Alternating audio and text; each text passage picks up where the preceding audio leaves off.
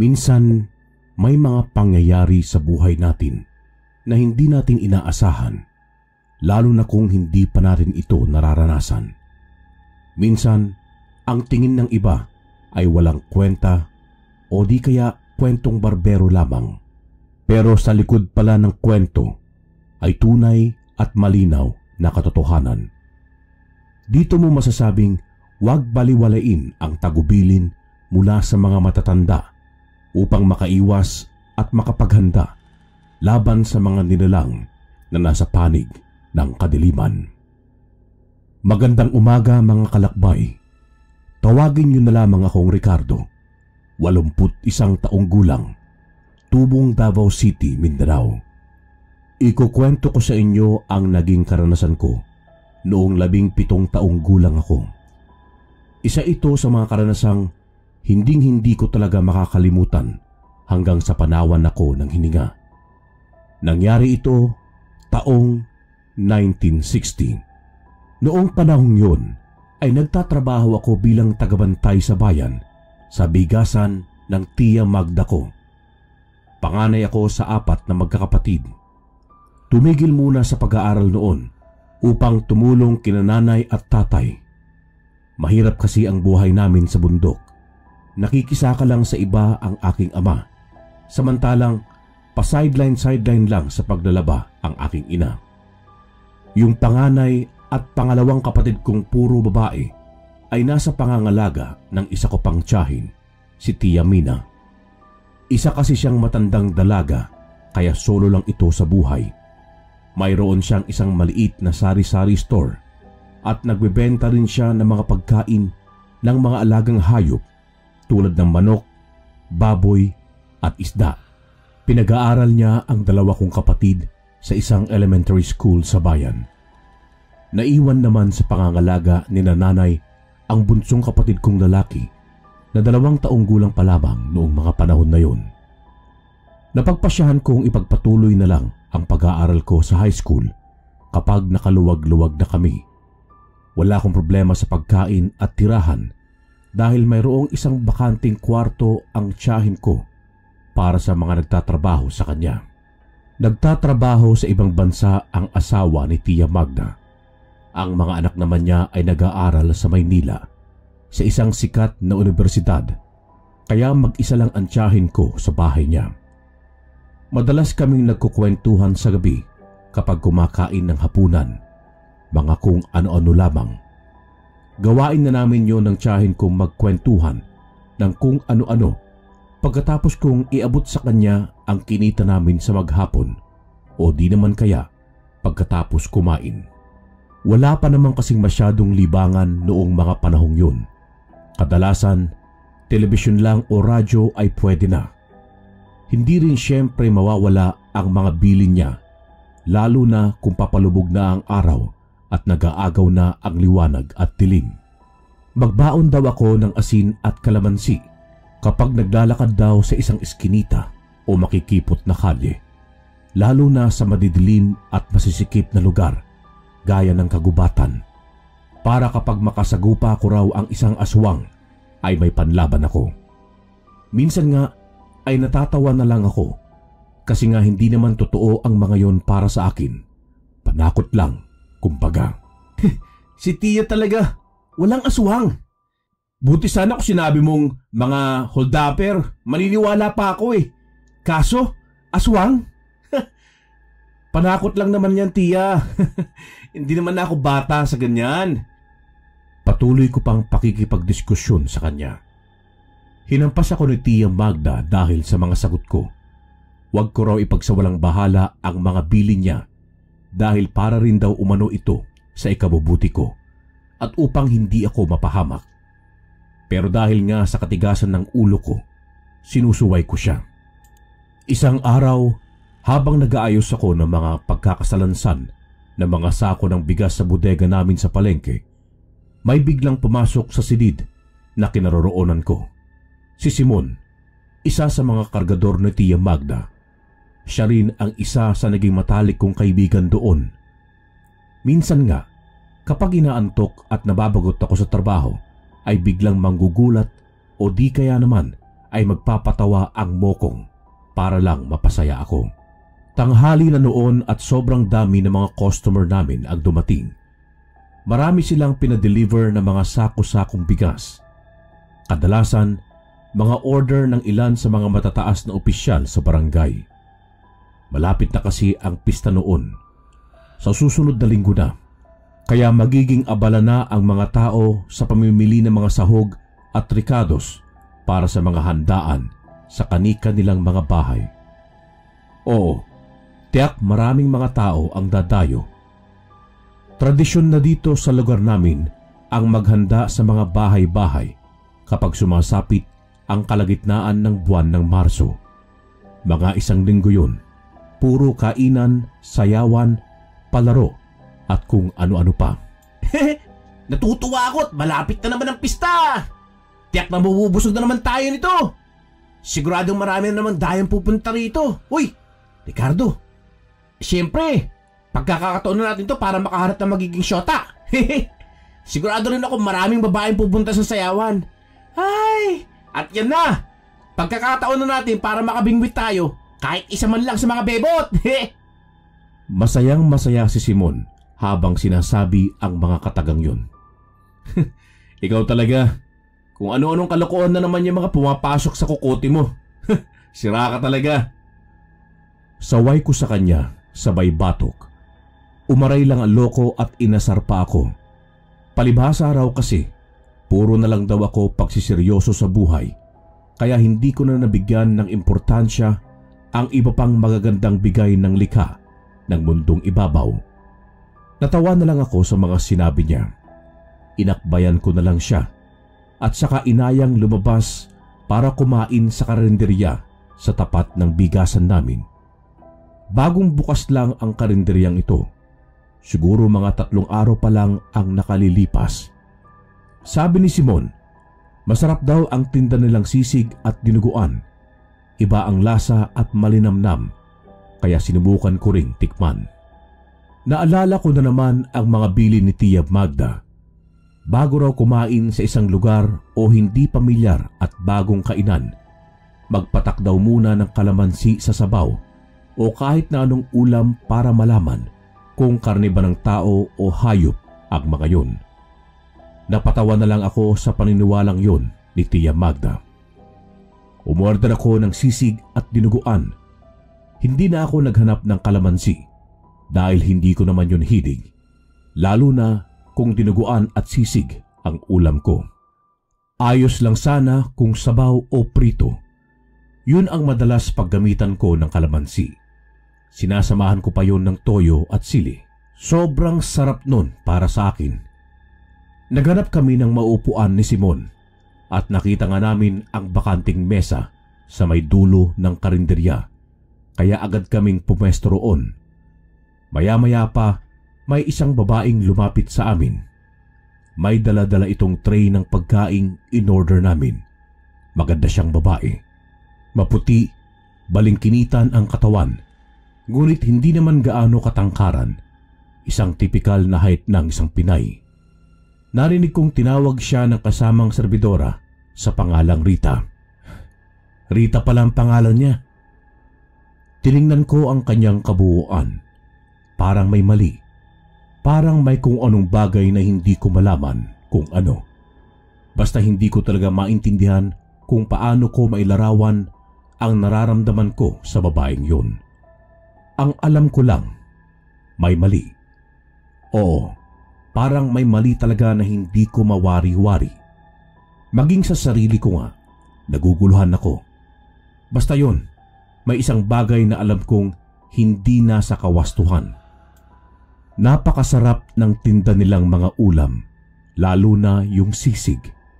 Nagpabalot nga ako para sa tiyahin ko. Paborito niya ang ganitong klaseng ulam. Tiningnan ko ang ilang kalderong naroon. Natakam ako sa mga ulam na nakahain. Ang sasarap ng iba pang mga putahe nila.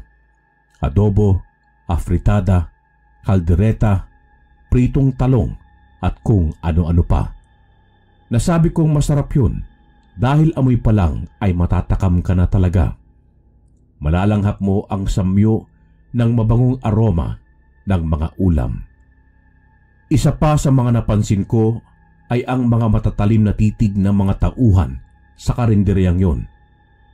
Nakita ko kasing napatingin ang mga yon sa may banda sa amin.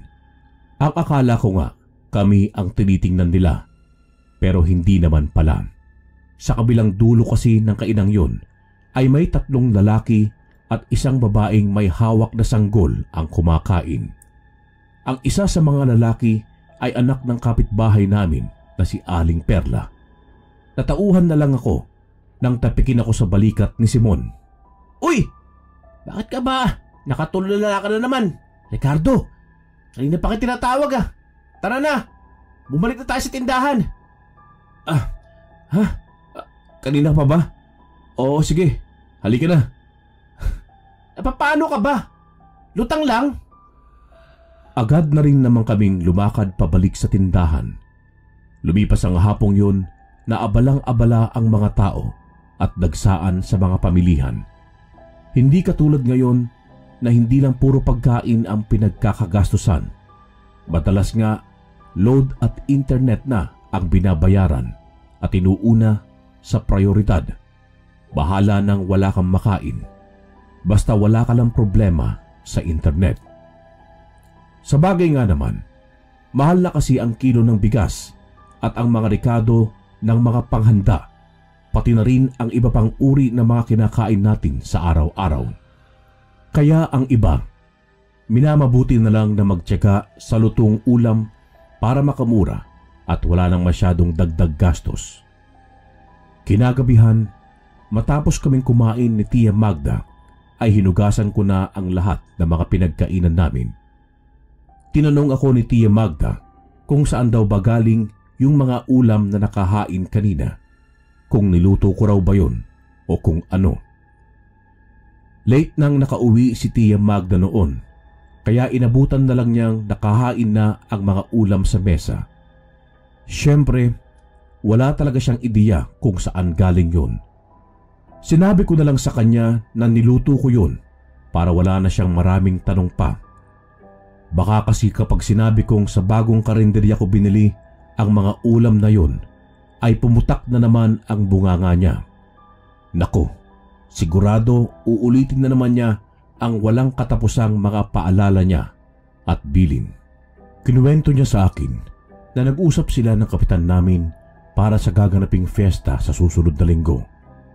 Marami raw ang dadalong bisita, kabilang na ang mga magtatanghal mula sa iba't ibang barangay. Malaki rin kasi ang papremyong ipamimigay.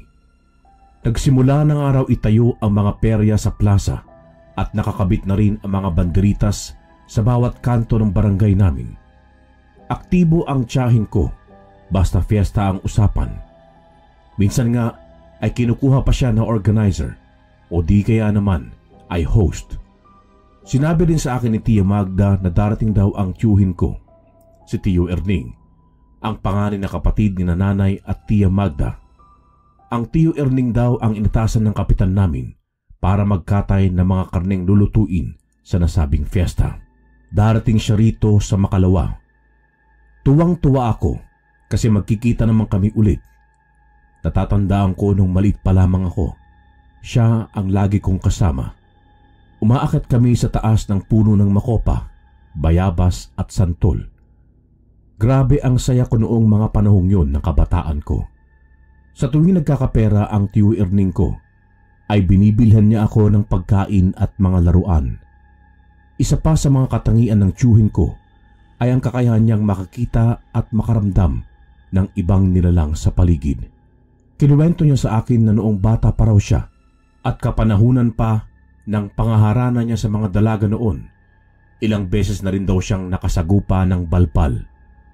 Ang balbal umano ang uri ng aswang na kumakain ng patay na katawan ng tao. Ugali raw ng mga ganitong uri ng nilalang ang kumuha ng katawan ng puno ng saging. Inuorasyonan umano nila yun upang maging kagaya ng katawan ng taong namatay na nakalagak sa kabaong nito. Kapag nakatsyempo ang mga nilalang na yun, ay kaagad nilang nanakawin ang bangkay ng biktima at papalitan ng katawan ng puno ng saging, gamit ang itim na mahika o orasyon. May paniniwala ang mga matatanda noon na hindi raw maaaring iwanan ang patay na matulog man ang kapamilyang nagbabantay rito. Dapat daw ay nasa tabi lang sila ng kabaong dahil nga sa mga ganong pangyayari. Sabi ng tiyuhin ko noon, may dinalaw raw siyang isang dalaga na nililigawan niya noong 19 years old pa lamang siya. Sa kabilang barangay pa nakatira ang babae na itago na lang natin sa pangalang Clara. Lingguhan ang pamamasyal ni Tio Erning kay Clara dahil linggo lang lumuluwas ang karumata nila. Sa mga hindi nakakaalam, ang karumata ay isang uri ng karosa na nakakabit sa kalabaw. Kumbaga, isipin nyo na lang na isa itong karosa na sinasakyan, yung karaniwan lang na sinasakyan ng tao na may upuan. Ang kaibahan lang, ang karumata ay papag ang nakakabit, papag na gawa sa kawayan. Kadalasan, nilalagyan ito ng mga paninda o di kaya naman ay mga labahin noong araw. Umaangkat kasi ng gulay ang lolo ko dahil malayo. 3 barangay pa ang pagitan mula sa kanila. Mahihirapan talaga sila kung lalakarin pa nila yon. Kapag linggo kasi ay nagtitinda ng gulay ang lolo ko sa palengke kung saan nakatira ang nililigawan ni Tio Erning. Dahil dito, yun lang ang pagkakataon para makita niya ang babaeng pinakamamahal niya. Bihira lang ang sasakyan noong mga panahon na yun dahil hindi pa naman ganoon kaunlad ang teknolohiya. Isang gabi noon, inaya ni Tio Erning ang kaibigan niyang si Tisoy na sumama sa kanya sa panliligaw kay Clara. Hindi kasi marunong tumugtog ng gitara ang tiyuhin ko. Tamang-tama, dahil kinaumagahan pa sila uuwi, yamang may pinuntahan pang kasal ang lolo, kaya ayos lang kahit gabihin sila sa panliligaw. Papasok na sila sa bungad ng bakuran ni na Clara nang mapansin ng mga ito na maraming tao ang panhik-panaog sa loob ng bakuran. Akala nga nila noon ay may okasyon lang. Tumuloy lang sila sa pagpasok sa bakuran ni na Clara. Nakita ni na Tio Erning at Tisoy ang kabaong na nasa unahan sa gilid ng bahay. Napapalibutan ito ng tolda. Yamang maliit lang ang bahay ni na Clara, kaya sa labas lang inilagak ang kabaong na nakaburol doon. Sinalubong sila ni Clara at inaya ang dalawa na pumasok sa loob ng bahay. Sinabi niya sa mga ito na pumanaw na ang kanyang lola Corazon. Nakaramdam naman ng kalungkutan si Tio Erning.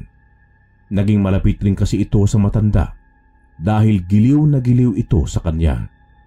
Ayon nga raw sa nasabing matanda, kamukha umano ni Tio Erning ang yumao niyang apong lalaki kung hindi lang daw ito nagkasakit at namatay. Napagpasyahan na lang ni na Tio Erning at Tisoy na makilamay at doon na rin magpaumaga. Mga bandang 8 gabi noon, nasa tapat ng kabaong ang mesang kinauupuan ng magkaibigang Tio Erning at Tisoy. Kaunti lang ang mga tao sa lamay. Ang iba kasi ay nagsiuwian na rin. Ang iba naman ay naglalaro ng baraha. Samantalang ang iba naman ay sungka ang pinagkakaabalahan. May ilang umiinom ng lambanog at namumulutan ng bagong huling tilapia. Maya-maya ay umupo sa tapat ni na Tio Erning ang ama ni Clara na tawagin na lamang natin sa pangalang Alfonso. Nag-aya itong tumagay. Inilabas nito ang isang pitsil ng lambanog na pinigaan ng kalamansi at namulutan sila ng tilapia. Kwentuhan lang sila ng kwentuhan habang unti-unting nalalasing. Ilang sandali pa ay may 3 lalaking pumasok sa lamayan. Noong mga oras na yon ay parami na rin ng parami ang mga taong nakipaglamay. May 3 kalalakihan ang pumasok. Nakasuot sila ng balabal na itim. Normal naman ang mukha ng mga ito, kaso kakaiba ang kulay ng kanilang balat. Mapuputla na parang anak araw. Umupo ito sa katabing mesa kung nasaan kami naroroon. Maya-maya pa, lumapit roon ang nakatatandang kapatid na lalaki ni Clara Natawagin na lamang natin sa pangalang Tintoy. Pasuray-suray itong naglakad sa may pwesto noong 3 lalaki at saka inilapag ang hawak nitong galon ng lambanog na may halong kalamansi. Nagulat na lamang kami nang biglang matabig ni Tintoy ang galon na may lamang alak at matapon sa 3 lalaking nakaupo. Basang-basa sila ng alak. Lasing na lasing kasi si Tintoy at natabig nito ang alak dahil pinatong nito sa mesa ang hawak na mga baso para sana sa 3. Matapos yun, sinamaan lamang nila ng tingin si Tintoy at saka dali-daling tumayo at umalis. Nang makaalis na ang 3 lalaki, saka naman normal na lumapit ito sa kinauupuan ni Tio Erning. Nagtaka ang mga ito dahil hindi naman palalasing si Tintoy. Ipaniliwanag nito ang nangyari kung bakit niya sinadyang sabuyan ng lambanog na may kalamansi ang 3. At inamin niya na hindi naman talaga siya lasing. Ginawa lang daw niya yon upang itaboy ang mga kalalakihan. Tama. Sinadya nga nito ang pagkakatapon ng inumin. Pinaliwanag niya na hindi umano ordinaryong tao ang mga yon. Sila umano ay mga balbal, mga aswang na kumakain ng patay na katawan ng tao. Usap-usapan kasi sa kanilang baryo at sa mga karatig lugar na uso raw ang nakawan ng mga patay na katawan at pinapalitan ng puno ng saging. Bali-balitang may namataang iilang kalalakihang nakaitim ang dumadalaw sa lamay na ayon sa mga taong naroroon hindi naman pamilyar sa kanila ang mukha at yung mapapaisip ka dahil ang mga yon ay hindi naman nila karaniwang nakikita sa baryo at sa iba pang karatig lugar. Usap-usapan ang mga yon sa bayan. Sabi pa nga nito ay wala namang mawawala kung gagawin nila yon. Kasi kung totoong tao man sila, lalabas lang na hindi niya sinadyang matapunan ang mga ito ng alak. Pero kung magkataong mang-aswang ang mga yon, ay mailayo man lang niya sa kapahamakan ang yumaong labi ng kanilang mahal na lola. Akala nila ay matatapos na noong gabing yon ang pangangaswang dahil itinaboy na ni Tintoy ang mga pinaghihinalaang aswang. Pero nagkamali siya. Maghalauna na ng madaling araw nang biglang umihip ang malakas na hangin. Nangamatay ang mga ilawang gasera at Petromax na nakapaligid sa lamayan. Biglang kumalabog ang loob ng kabaong. Mabuti na lamang at hindi namatay ang kandila na nasa gilid ng nasabing kabaong. Nagsilapitan ang ilang mga kalalakihan sa kabaong dahil muntik na itong mahulog. Dali-dali naman nilang sinindihan ang mga gaserang malapit sa kanila upang magkaroon uli ng liwanag sa paligid. Inikot naman ng ilang kalalakihan na naroon ang likuran ng bahay. Sumunod na rin sina Tio Erning at Tisoy roon. Nakita nila sa di kalayuan sa labas ng bakuran ni Clara, banda sa kulungan ng mga manok, malapit sa isang malaking puno ng santol, ang 2 lalaking nakaupo sa taas ng sanga. Hindi namin maaninag ang mga mukha dahil madilim sa kinaroroonan nila. Maya-maya pa ay nagmura ang isa sa lalaking binatilyo na pinsan din ni Clara. May dala itong tirador. Nakita raw ng Tio Erning nito na bumubuka-buka ang bibig nito sa hangin na tila may ibinubulong, habang nakakuyom naman ang kaliwang palad niya na may hawak na bato. Pagkatapos niyang umusal ng orasyon, ay kaagad nitong isinilang sa kanyang tirador ang bato na hawak-hawak nito kanina. Walang ano-anong nagsipulasan ang 2 sa itaas ng puno.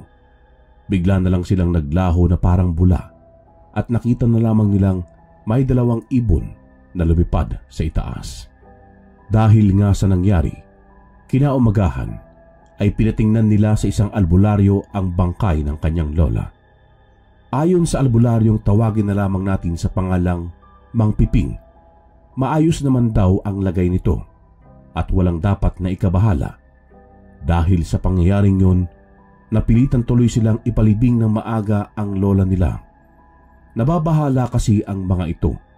Baka kasi maulit pa yon at tuluyang makuha na talaga ng mga balbal ang bangkay ng kanilang lola. Kinabukasan ay umuwi na rin sina Tio Erning at Tisoy. Baon-baon nila sa kanilang paglisan sa lugar na yun ang kakaibang karanasan na talagang nag-iwan ng pitak at di malilimutang alaala. Nagkatuluyan sina Tio Erning at Tia Clara. Hanggang sa kasalukuyan, masaya silang nagsasama bilang mag-asawa. Masasabi kong talagang may dahilan sila kung bakit tiwalang-tiwala sila na mabisang pantaboy sa aswang ang kalamansi. Napapangiti at napapailing na lamang ako sa kwento ng tiyuhin ko. May kaalaman din si Tio Erning sa paggamit ng mga dasal at iba pang pangontra sa mga kakaibang nilalang. Marami pa umano siyang mga karanasan na hindi may paliwanag. Isang dapit hapon, inutusan ako ni Tia Magda na kunin sa bahay ang naiwan niyang listahan ng mga utang ng customer namin. Nagulat ako dahil hinarang ako ni Aling Perla sa daan. May dala-dala siyang supot ng pansit. Sabi niya sa akin, nagluto raw sila ng marami, kaya naisipan nilang bigyan kami ng tiyahin ko. Puno siya ng ngiti habang inaabot ang pagkaing bitbit niya. Yamang mabait namang kapitbahay sa amin si Aling Perla. Walang pagdududang tinanggap ko ang alok niyang grasya at saka nagpasalamat habang ginagantihan ko ng abot taingang ngiti. Nang mapasa akin na nga ang supot na naglalaman ng pansit, napansin kong puno ito ng laman. Sobrang dami na rin ng sahog, lalo na ng karne. Mainit-init pa ito, kaya talagang nakakatakam. Napangiti na lang ako habang ibinubulong ko sa sarili. Tamang-tama ito, para sa hapunan mamaya. Nagpatuloy na ako sa paglalakad, papasok sa likuan patungo sa bahay namin. Nagtaka ako kasi nakatingin sa akin ang ilang mga taong nadaraanan ko. Yung iba pa nga sa kanila ay nagbubulungan pa. Tila ba nakatingin ang mga ito sa akin? Luminga-linga ako sa paligid. Baka kasi may tao lang sa likod ko at yun ang tinitingnan nila. Subalit paglingon ko, wala namang tao. Kinuha ko lang ang listahan sa bahay. Niligpit ko ang pansit sa ligtas na lalagyan upang hindi pagdiskitahan ng mga pusa. At para maiinit ko pag nakauwi na kami ni Tia Magda. Matapos noon ay agad na rin akong bumalik sa tindahan.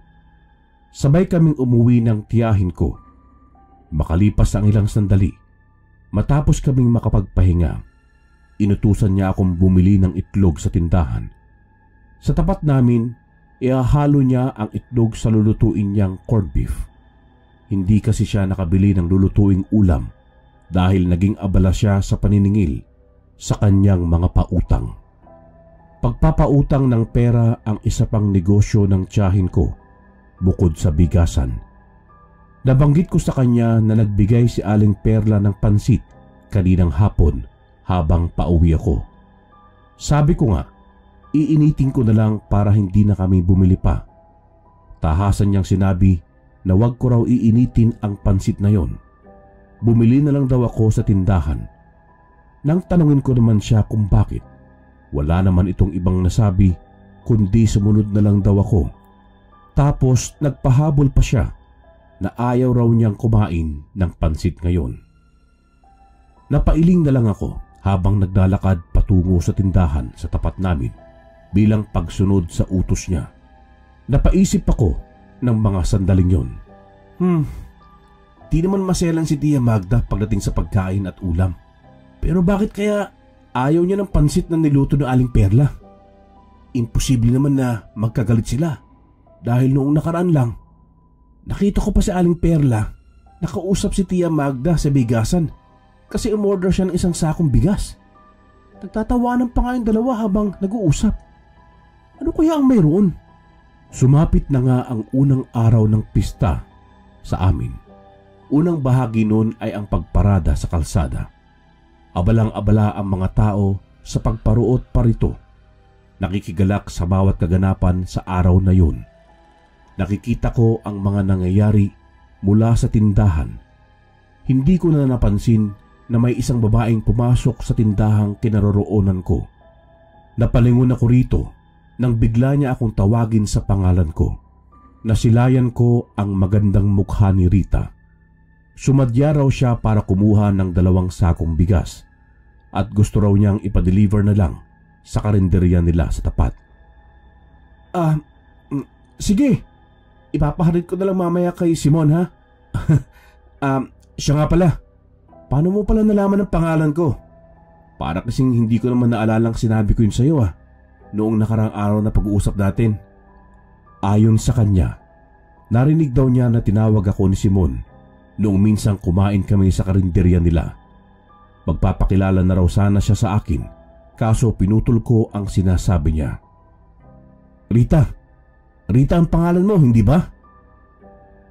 Kahit na alam ko, syempre tinanong ko pa rin para makasigurado. At syempre, pagkakataon yun para makausap siya. Kinumpirma naman nito ni Rita nga ang pangalan niya. Nagtataka rin siya kung paano ko nalaman ang kanyang pangalan. Hindi ko naman daw ito na itanong sa kanya noong unang beses kaming nagkita. Sabi ko naman sa kanya na ganoon din kung sa paanong paraan niya ako nakilala. Narinig ko rin ang pangalan niya nang tawagin siya ng kasama niya. Nagkamot pa siya at kunot noong tumingin sa akin bago tumawa ng bahagya. Marahil ay noon lang nag-sink in sa kanya ang sinabi ko. Ilang saglit pa ay nakitawa na rin ako. Nagkwentuhan pa kami ng ilang saglit bago siya umalis. Dahil marami pa umanong hugasin sa kusina, humingi na rin ako ng pabor sa kanya kung pwede ba akong umorder na lang ng dinuguan at sisig. Baka kasi mamaya pa ako magtanghalian dahil marami pang order na hindi naaasikaso. Baka kasi maubusan ako dahil yun ang pinakamabentang ulam sa karinderya nila. Sabi naman ni Rita ay ayos lang daw at ipagtatabi niya ako ng paborito kong ulam. Tinanong ko rin ito kung pupunta siya sa sayawan sa may plaza mamayang gabi. Ang sabi naman nito ay pupunta siya at magpapaalam na lang ito sa kanyang tiyahin. Sinabi ko rin nagagala kami ng kaibigan ko. Inaya ko siyang dumayo kami sa perya mamaya. Sabi naman nito, susubukan niya kung papayagan ito ng kanyang tiyahin. Kung makapunta man siya mamaya, hintayin na lang daw namin siya sa sayawan. Lihim akong napangiti dahil sa pag-asang posibleng makakasama ko si Rita mamaya. Palubog na ang araw. Nakapagpaalam na rin ako sa tiyahin ko para tumungo sa sayawan.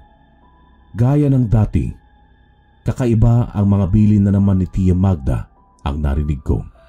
Ako naman, palibhasa masunurin, dating gawi. Pinakinggan ko siya siyempre. Para makaiwas sa mahaba at paulit-ulit na usapan, sumagot na lang ako ng oo. Dinaanan ko muna ang kaibigan kong si Tonton. Malapit sa kanto pauwi sa amin. Mga 4 na bahay ang pagitan kong lalakarin bago makarating sa bahay. Gusto ko kasi siyang ayain sa plaza para may kasama ako. Kumatok ako sa gate nila na gawa sa kawayan. Ton! Tol! Asa ka? Walang ano-ano. Nakita kong lumabas si Mang Kadyo, ang tatay ni Tonton. Ay, Mang Kadyo! Inasan po ba si Tonton? Ikaw pala, Ricardo. Nagbibihis. Halika muna. Tuloy ka't hintayin mo na lang. Aba, saan po ba siya pupunta, Mang Kadyo? Uy! Pare! Anong ginagawa mo rito, ha? Naligaw ka ata. Sabi ni Tonton na nasa likod ko na pala. Pambihira ka. Nagulat naman ako sa'yo. Aayain sana kitang pumunta sa plaza mamaya. Masayawan, hindi ba? Uy, tamang-tama ang pag-aaya mo, Palabas na nga rin ako para sunduin si Jonah. Aba, at talagang sasayaw kayo ng nobya mo, ha? Oo naman, pare. Ang lagay ikaw lang. Sige, pare. Daanan mo na lang ako sa bahay, ha? Sabay na tayo pumunta sa plaza. Sige, pare. Walang problema. Basta ikaw. Sige, pare. Una na ako. Pagbibihis pa ako, Kagagaling ko lang sa trabaho. Salamat po, Mang Kadyo. Alis na po ako. Pag uwi ko sa bahay, naabutan kong namimitas ng kalamansi ang tiyahin ko. Chang, ano pong gagawin niyo rin sa napakaraming kalamansi na yan? Gagamitin daw niya yon sa mga lulutuin sa huling araw ng pista. Nagtaka ako dahil sobrang dami talaga ang pinitas niya. Naibahan lang ako kasi parang higit sa 1 kilo ang dami. Hindi ako masyadong marunong magluto, pero ang kalamansing higit sa 1 kilo para sa pistahan, parang kakaiba. Mainam na raw ang marami kaysa naman kulangin ang kalamansi. Paliwanag niya sa akin. Hindi na lang ako kumibo, ngunit nandoon pa rin ang labis na pagtataka. Sige po, Tia Magda. Pasok po muna ako at magbibihis. Nagayos ako ng sarili ko para naman maging presentable sa gabing yun. Sa kalagitnaan ng pagbibihis ko, nabigla na lamang ako dahil tinawag ako ng tiyahin ko. Sabi niya, hinihintay na raw ako ni Tonton sa sala. Akala ko naman kung ano na. Nagulat naman ako sa tawag niya. Bilis naman ata ng mokong na ito. Muli ay nagtaka ako. Sa pagkakaalam ko, susunduin ni Tonton ang nobya niya sa kabilang barangay. Higit kalating oras ang gugugulin mo para makarating ka roon. Sa tansya ko, nasa mga 15 minuto pa lang buhat nang makarating ako dito sa bahay at magbihis. Binilisan ko na lamang ang kilos ko upang makalabas na ako sa silid at makaharap si Tonton. Heto na't natapos na akong magbihis. Lumabas ako at gagayak na. Nakita kong naghihintay na nga sa akin si Tonton. Tol, flat ang gulong ng motor ni tatay eh. Pero huwag kang mag-alala. Nasa labas na ng bahay ang kambal na sina Carol at Harold. Dala nilang tricycle ng tatay nilang si Mang Undo. Aba, sasama pala ang kambal na yun. Mabuti naman at hindi lang tayo ang taya ngayong gabi. Sigurado ako magiging masayang tsibugan at inuman mamaya. Pihong sasagutin ng kambal ng kahon-kahong alak ah. Sina Carol at Harold ay isa sa mga tropa naming may kaya. Pagdating sa galaan, talagang hindi sila pauhuli. Madalas na sila ang sumasagot sa mga kainan kapag may ganitong gala ang barkada.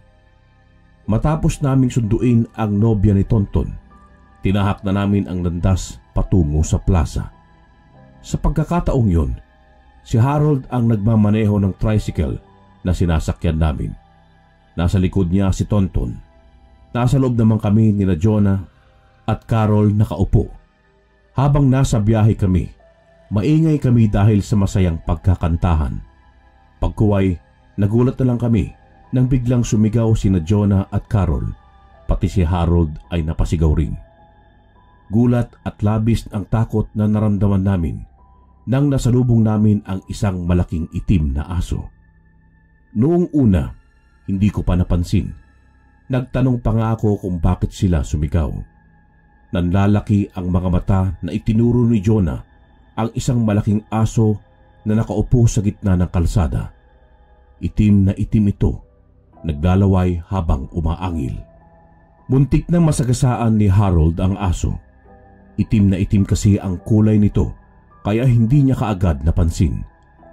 Doon na kami na alarma. Takot na takot kaming nagkatinginan. Tila ba nangungusap ang mata namin na nagtatanong kung ano ang gagawin. Paglingon namin sa kinaroroonan ng aso, mas lalo pa kaming natakot at napasigaw nang bigla itong naglaho. Mas lalo akong nagulat dahil ang pumalit sa kinatatayuan ng nasabing itim na aso ay si Rita. Tinanong ko siya kung bakit siya naroon at kung nakita ba niya ang malaking asong nakatayo kanina. Sabi naman ni Rita ay wala naman daw siyang nakita. Tatawid na raw sana siya nang makita niya ang tricycle na sinasakyan namin at nagtaka rin daw siya dahil nakahinto ito sa gitna ng kalsada. Labis talaga ang pagtataka namin kung saan nanggaling ang itim na asong yun. Imposibleng alaga yun ng mga taong taga roon. Sobrang laki noon, parang hindi kakayanin ng mag-aalaga. Basta alam ko, hindi normal ang laki ng asong yun. Hindi yun tipikal na aso. Sa tansya ko, kapag umupo ang asong yun, aabot hanggang sa balikat ko. May katangkaran ako. Nasa 5'8" ang height ko. Tumuloy pa rin kami sa plaza. Ipinakilala ko sa kanila si Rita. Sumabay na rin siya sa amin patungo roon. Nasa sayawan na kami. Sobrang dami ng tao. Nagkanya-kanya na kami ng tropa. Sina Harold at Carol ang magkasama. Si Tonton naman, ang nobya niyang si Jonah ang kasama. Tol, magkita na lang tayo sa tricycle ha. Mga alas 12. Hindi kami sumayaw ni Rita kasi masyadong maraming tao noong gabing yun. Naupo kami sa isang bakanting upuang kawayan sa tabi ng puno ng langka sa gilid ng plaza at saka nagkwentuhan. Upang mabasag na ang katahimikan, ako na ang unang nagtanong sa kanya. Rita, saang lugar kayo galing? Anong dahilan bakit kayo lumipat dito sa barangay na ito? Sabi nito, taga Kibao talaga sila. Ang lugar na ito ay isang maliit at hindi kilalang barangay sa bayan ng Matanao, Davao del Sur.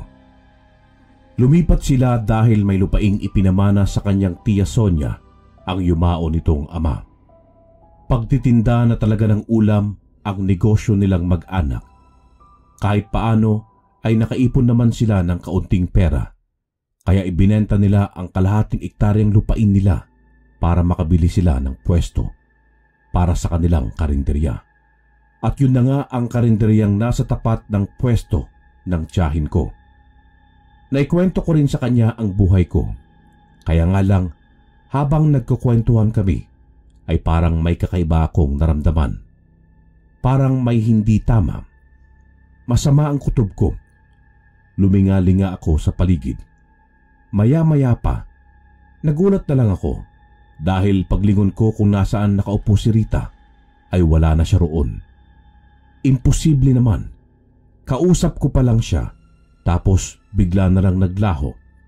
Hindi ba dapat makikita ko siya sa unahan o likuran ko na nagmamadaling tumatakbo o naglalakad? Hindi ba? Walang ano-ano. May narinig akong sigawan na nagmula sa may bandang likod ng plaza. May kuryosidad kong tinungo ang lugar kung saan marami ang mga taong nagkukumpulan. Grabe ang ingay nila. Di ko mawari kung anong nangyayari. May mga pulis at ambulansya na rin nakapaligid sa naturang lugar. Tinanong ko ang isang binatilyong nakiusyoso roon. Sabi ng binatilyo, may natagpuan raw umanong isang katawan ng matandang lalaki na nakabulagta sa gilid ng punong mangga malapit sa tambakan ng mga basura. At yun nga, wala na raw itong lamang loob. Wakwak ang tiyan at wala na nga rin daw itong mga mata. Talagang malinis ang pagkakawakwak sa biktima dahil simot daw talaga lahat. Hinala ng mga pulis, isang sindikato ang nasa likod ng krimeng yun. Uso na rin noong mga panahon na yun ang pangunguha ng mga lamang loob para ibenta sa mga doktor. Lumapit pa ako ng kaunti sa mga nagkukumpulan. Nasilayan ko ng malapitan ang kalunos-lunos na itsura ng biktima. Nasuka talaga ako sa aking nakita. Nakapanlulumo ang itsura ng kawawang matanda, kakilakilabot. Masasabi kong hindi tao ang gumawa noon. Nakakasiguro akong hindi pa natatagalan buhat na mangyari ang krimeng yon dahil hindi pa naman naagnas ang bangkay ng matandang biktima. Sa puntong yun, hinanap ko na lang ang mga kasama ko upang yayain na sana silang umuwi. Kaya nga lang, hindi ko sila makita. Nag-ikot-ikot ako sa paligid. Ilang saglit pa, nakita ko sina Tonton sa tindahan ng mga ukay-ukay. Namimili ng mga damit. Ikinuwento ko sa kanila ang nangyaring krimen sa likod ng plaza. Katulad ng karaniwang sitwasyon, nasindak sila. Titingnan pa sana ni Tonton ang biktima, ngunit pinigilan siya ng nobya niya. Hinintay na lang naming makabalik ang iba pa naming mga kasama para makauwi na kami. Hindi na talaga bumalik si Rita ng mga oras na yon.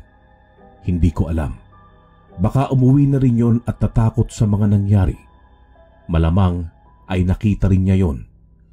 Sa kauna-unahang pagkakataon ay naranasan ko yon sa buhay ko. Talagang nakakatakot ang makakita ng walang loob at wakwak na katawan ay labis na nagdulot ng trauma sa akin.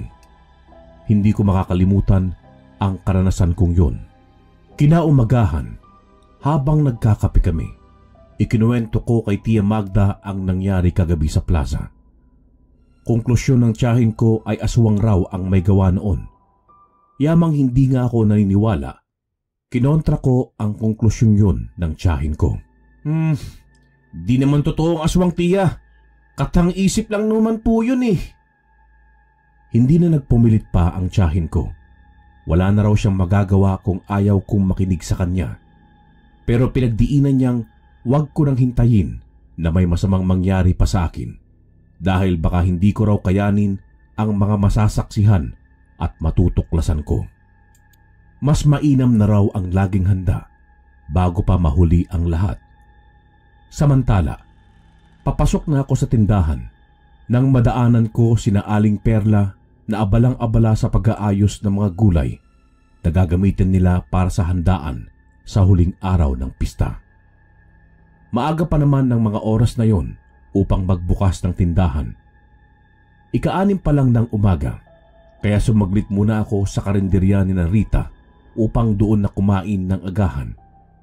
Hindi na ako nakapag-almusal sa bahay kanina dahil inutusan pa ako ng tiyahin kong kunin sa kaibigan niya ang kinita niya sa 5-6 kahapon. Siyempre, kukumustahin ko na rin siya. Nag-alala ko sa kanya. Baka kasi napaano siya kagabi. Nakita ko siyang nagsaserve ng mga pagkain sa mga customer. Mabuti naman, ayos lang siya. Matapos niyang ibigay ang mga order ng customer nila, sunod naman niyang binigay ang in-order ko. Rita, bakit ka nawala kagabi?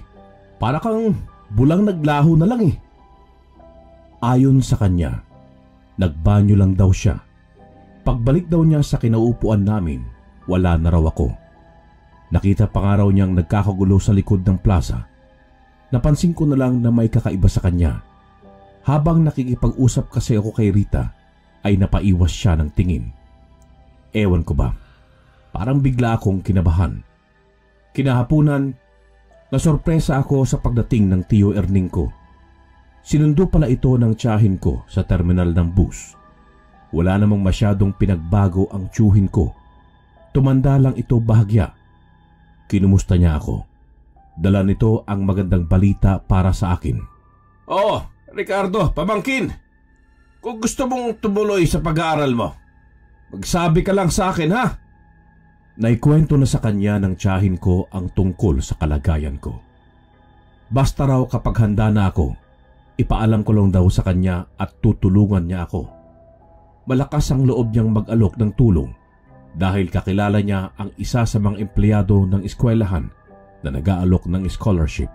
Isa pa, may allowance din daw na matatanggap habang nag-aaral. Sabay-sabay na lamang kaming umuwi sa bahay kinagabihan. Naabutan ng tiyahin ko na naglalaro ang mga batang taga sa amin malapit sa taniman niya ng kalamansi.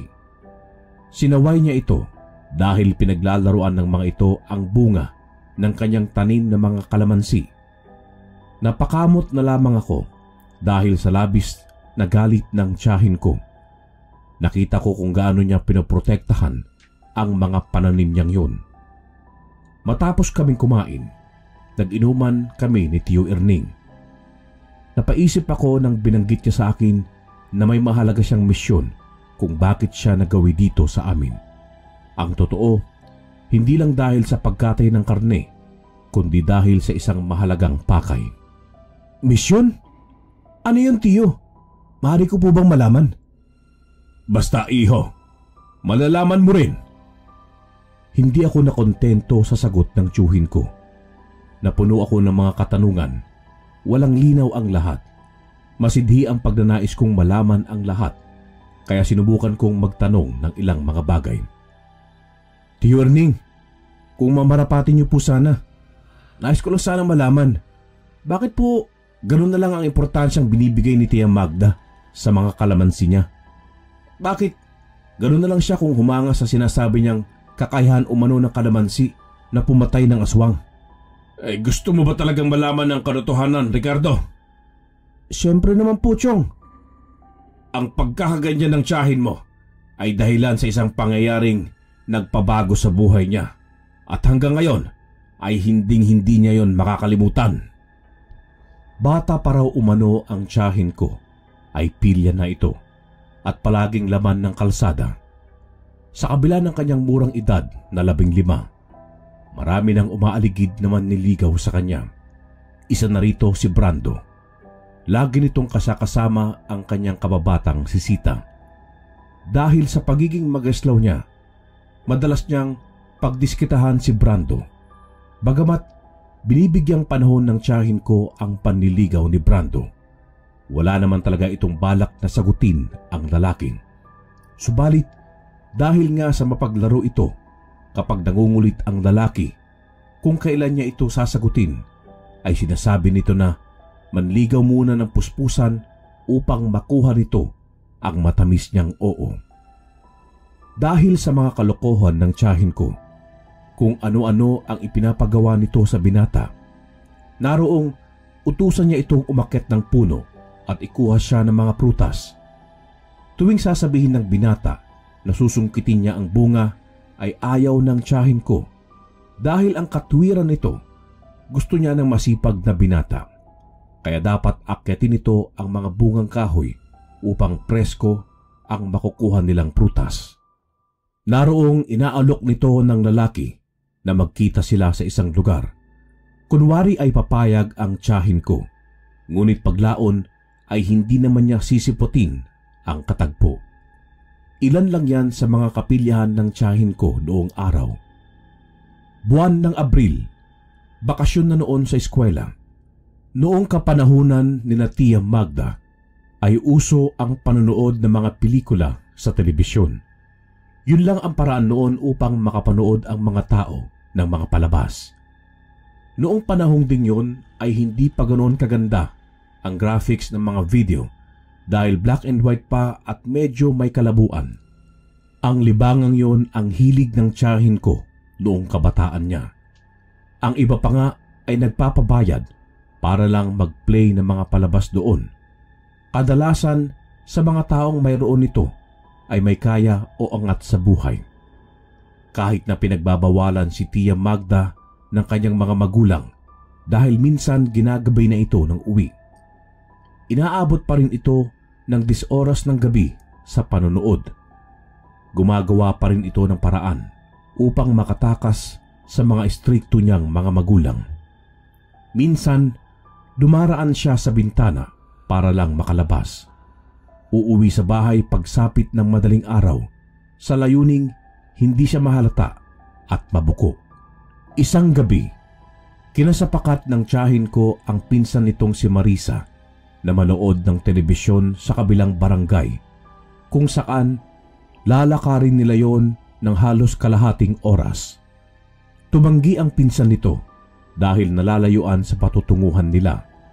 Takot din ang pinsan ng tiyahin ko dahil baka mahuli sila ng lolo. Mapilit ang Tia Magda ko. Katwiran niya, saglit lang naman sila doon at tatapusin lang nila ang isang palabas. Uuwi na rin sila agad. Labagban sa kalooban ng Tia Marisa, ay napapayag na lang siya ni Tia Magda dahil sa pambobola nito sa kanya.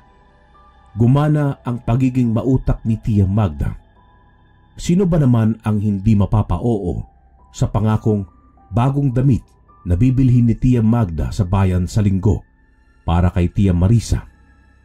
Malakas ang loob ng tiyahin kong mangako dahil nakadilhensya ito sa sakahan nila noong nakaraang linggo. Sa wakas ay naroon na sila sa naturang lugar. Sa kalagitnaan ng kanilang panunood, hinainan sila ng may-ari ng bahay ng mainit na suman. Ayon sa may-ari ng bahay, kaarawan umano ng kanyang anak na lalaki, kaya may kaunting handa sila. Dahilan kung bakit sila hinainan. Malugod namang kinain ng magpinsang Tia Magda at Tia Marisa.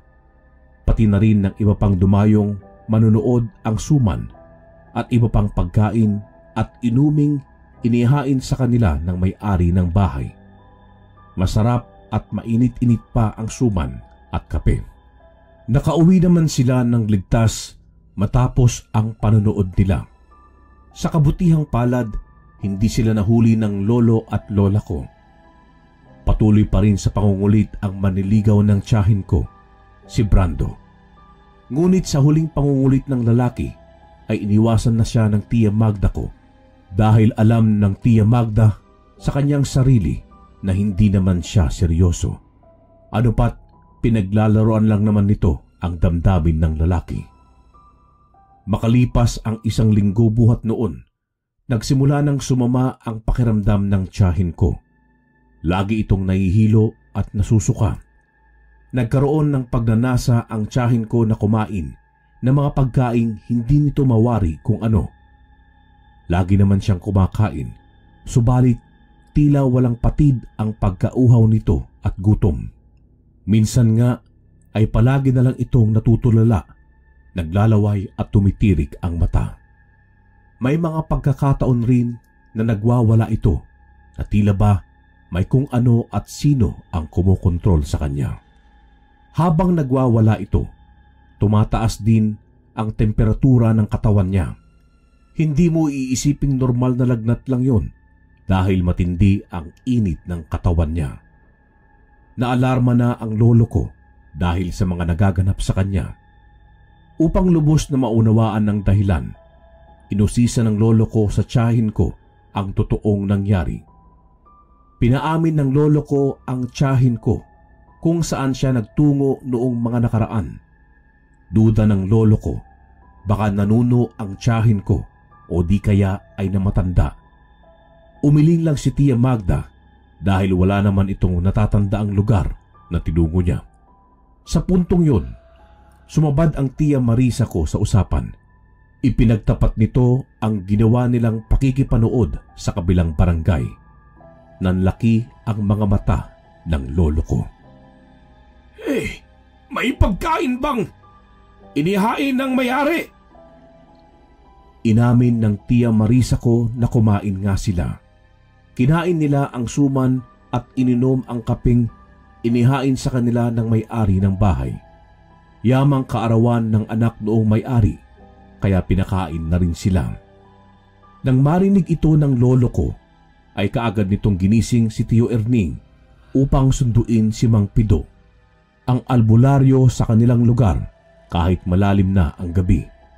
Ang tiyahin ko naman ay wala ng tigil sa pagwawala. Sa tindi ng pagwawala nito, ay tinalian na ito ng iba pa niyang mga kapatid na lalaki sa kama. Dumating na sa puntong tinubuan na ng mga pangil ang tiyahin ko. Nang mga sandaling yon, ay mababakas sa mukha niya ang pagiging handang manlapa. Naglalaway ito ng malapot, nangingitim na rin ang kanyang mga kuko. Tila ba malapit na itong magbago ng anyo. Pagdating ng manggagamot, agad itong nagpakulo ng tubig. Nagpakuha ito ng maraming kalamansi sa bakuran ng mag-anak. Mabuti na lamang at may tanim silang kalamansi at hindi na nila kailangang maghanap pa. Inilabas ng manggagamot ang kanyang gamit. Ilang puting kandila at mga boteng may lamang langis na may ugat ng kahoy. Inilabas din ng manggagamot ang kwintas niyang may bilog na palamuti sa gitna. Isang kulay asul na malambot, isang kalamansi, isang uri ng mutya ng kalamansi. Ayon sa matandang albularyo, malakas umano ang aswang na nangyanggaw kay Tia Magda dahil sa inggit. May nanliligaw umano rito at may isang babaeng nagkaroon ng inggit sa kanya. Ang babaeng yon ay may gusto yon sa binatang nanliligaw kay Tia Magda. Sa tindi ng galit nito, ipinayanggaw niya ang tiyahin ko sa kanyang lola.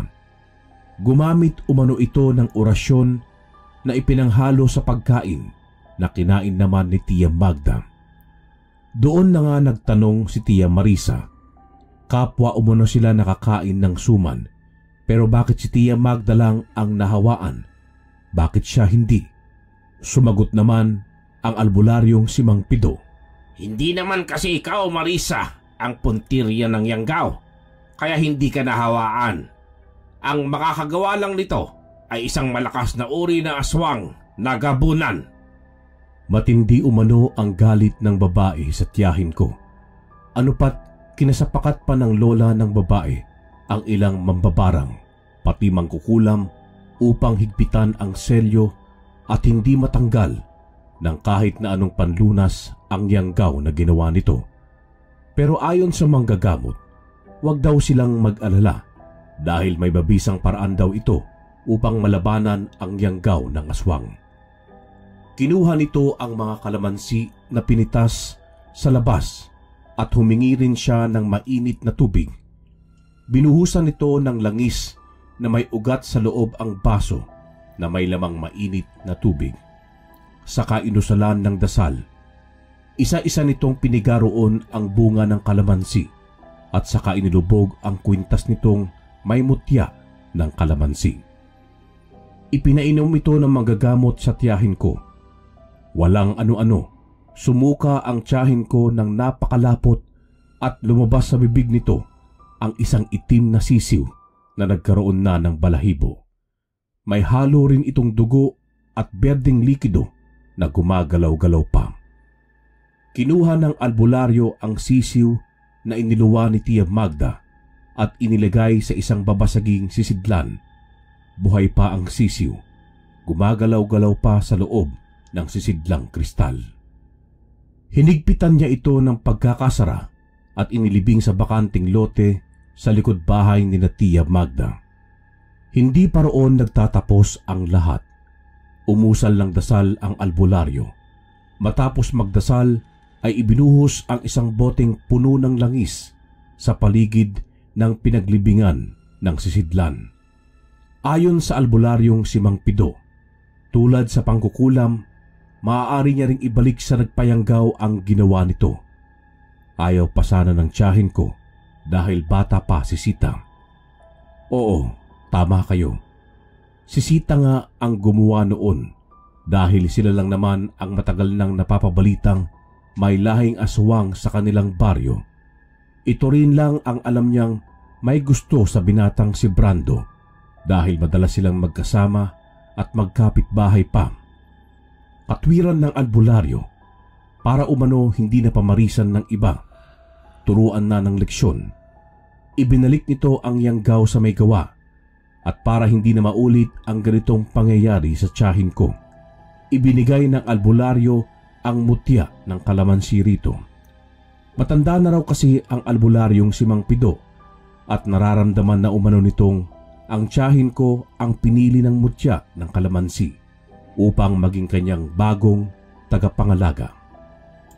Ang bilin lang ng albularyo sa tiyahin ko, alagaan ng 3 buhay na salita ang kalamansi tuwing sasapit ang ika-6 ng gabi, araw ng Martes at Biyernes. Kailangan niyang pakainin ito ng buhay na dasal upang patuloy na maging malakas ang bisa. Kung may nangangailangan ng tulong, lalo na kung pagyayanggaw, ay tulungan ng tiyahin ko. Magtanim din daw ito ng kalamansi sa bakuran upang makukuha ng sapat na enerhiya ang mutya at maging aktibo sa lahat ng oras. Doon ko naunawaan ang lahat. Kaya pala ganon na lamang kung pangalagaan ni Tia Magda ang bunga ng mga kalamansi at lagi akong pinag-iingat dahil may karanasan pala siya. Dumating na nga ang huling araw ng pista sa lugar namin. Isa pala sa mga hiniling ng mayor na magluto ng ulam si Rita. Maliban kasi sa handaan sa mga bahay-bahay, sa huling gabi ng pista ay may nakalatag din sa plaza ng barangay.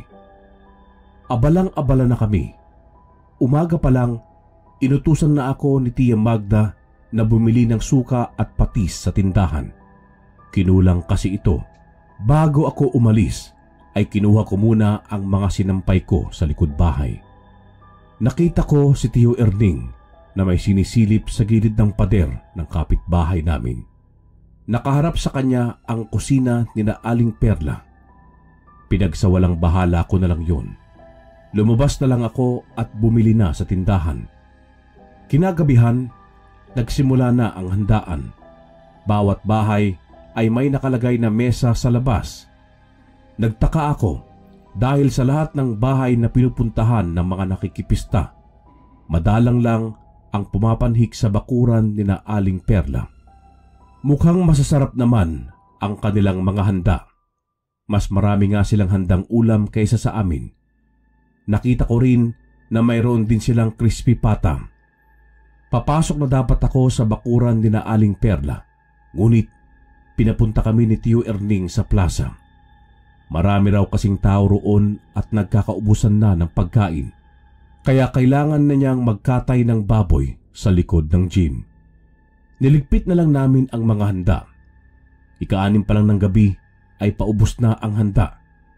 Kinuha ng tiyuhin ko ang isang malaking supot ng kalamansi bago kami umalis. "Chong, anong gagawin mo riyan?" "Ay, gagamitin para sa sausawan." "Abay, napakarami naman yan para sa sausawan, Chong."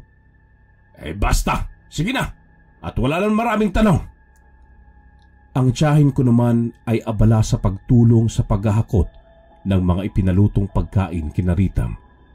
Tumulong daw muna ako sa pag-aayos ng mga pagkain sa mga mesa.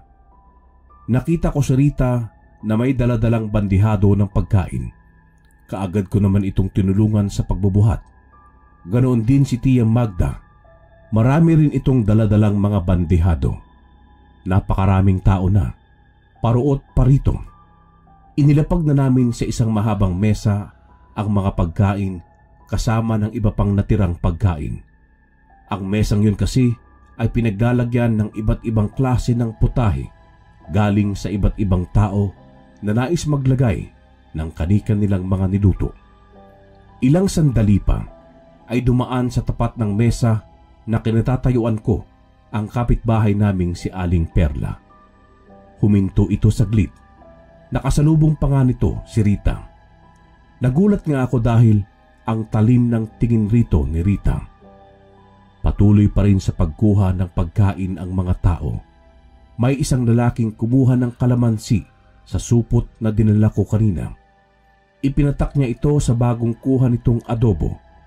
Nagulat na lang kami nang bigla itong magsisigaw. "Ano pong nangyari sa inyo?" Tulala at nanlalaki ang mga mata nitong tinuro ang plato niya. Mayroon itong daliri ng tao. Nagkagulo noong gabing yun. Pinagbintangang aswang at nangyayanggaw si Rita dahil halos sila lang naman ang nagluto ng karamihan sa mga pagkaing naroon. Subalit, napatunayan naming walang sala ang mga ito dahil uminom sila ng mga kalamansi at may ilang tao rin ang nakakain ng pagkaing may yanggaw. Tumulong pa nga sa panggagamot sila Rita at sinabi rin nito sa amin na kaya masama ang tingin niya kay Aling Perla dahil lagi sila nitong pinagbabantaan na kapag hindi sila umalis sa barangay ay gagawa ito ng paraan para mapalayas sila. May lahi pala silang manggagamot. Una pa lang ay alam na ng pamilya ni Rita na aswang sina Aling Perla. Ngunit dahil hindi naman sila inaano nito ay nanahimik lang silang. Hindi na lang nila pinatulan dahil ginagalang naman nila na sina Aling Perla ang naunang manirahan sa barangay at huli lang sila. Alam rin ni Rita na si Aling Perla ang asong nakita namin sa gitna ng daan, kaya napahinto namin ang tricycle na sinakyan namin nang minsang pumunta kami sa sayawan kasama ng mga kaibigan ko. Isiniwalat naman ng tiyuhin ko na nakita raw niya na may kinakatay na tao ang kapitbahay naming si Aling Perla. Siyempre pa, iginiit nila na hindi totoo ang pagbubunyag na yon. Pinuntahan ng mga tanod ang bahay ng mag-anak at malinis naman ito. Subalit, pinatakan ni na Tia Magda ng kalamansi ang mga natira nilang handa. Ano ang sumunod na nangyari? Nagbago ito ng anyo at naging mga pira-pirasong bahagi ng katawan ng tao. Nilapitan ni Tia Magda si Aling Perla. Ipinasuot niya rito ang kwintas na mutya ng kalamansi. Walang ano-ano'y biglang nangisay si Aling Perla at nagmamakaawang alisin ang kwintas na yon sa kanya. Binigyan ng kondisyon ng tiyahing ko si Aling Perla. Aalisin lang niya ang kwintas na yon sa liig ni Aling Perla kapag inamin nito ang pangyayanggaw na ginawa nito. Unti-unting nagbago ang anyo ng matanda. Sa pangit nitong boses ay inamin niyang siya nga ang gumawa ng pangyayanggaw. Nagawa lang umano niya yon dahil sa inggit. Nagsara daw kasi ang karinderya nila na dating malakas sa bayan dahil sa doon na kumakain ang mga parokyano nito sa karinderya ni Narita, kaya nalugi sila. Hindi naman sila tipikal na nagluluto ng tao. Gusto lang nilang palayasin si Narita sa barangay namin dahil sa kompetensya, galit at inggit. Mukhang may katotohanan naman ang sinabi ng matanda dahil noon ngang may karinderya pa sila ay wala namang napabalitang nayanggaw ang mga ito. Dahil sa labis na kahihiyan ay umalis na lamang sina Aling Perla at lumipat ng ibang barangay. Hanggang dito na lamang po ang aking kwento, mga kalakbay. Naway kahit paano nagustuhan ninyo ang isinalaysay ko at nagdulot sa inyo ng aliw. Maraming salamat po sa pagbibigay ng panahong mabasa ang kwento ko. Wakas.